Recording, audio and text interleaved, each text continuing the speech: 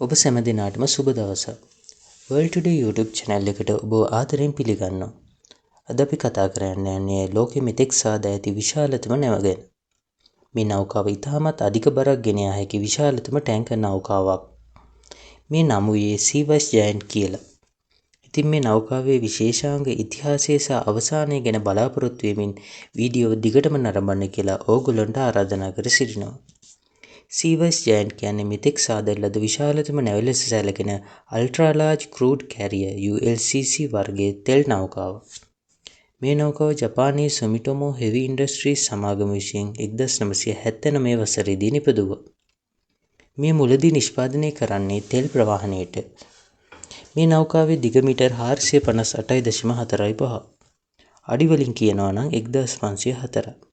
මේ ආසන්න වශයෙන් ඔක්ස්ෆෝඩ් පිටියගමෙන් 4ක් දිගයි. මේකේ පළල මීටර් 68.8.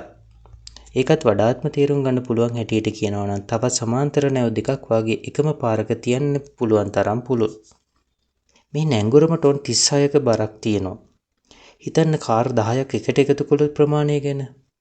Seaworth Giant නෞකාවේ මෙහෙයුම් කිරීම සඳහා heavy fuel oil HFO යනු ප්‍රධාන ඉන්ධනයක් වුණා.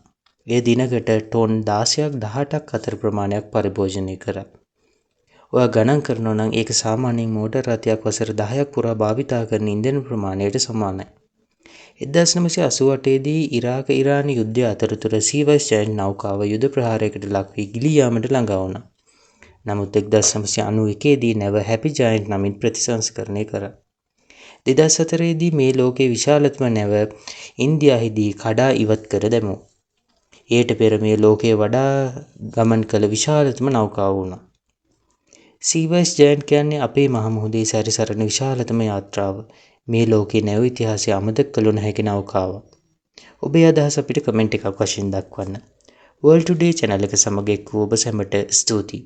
අපි ඊළඟ වීඩියෝවෙන් හමු වෙනකන් අපිව subscribe කරලා අපිත් එක්ක එකතු වෙන්න කියලා ඔයගොල්ලන්ට ආරාධනා කර සිටිනවා.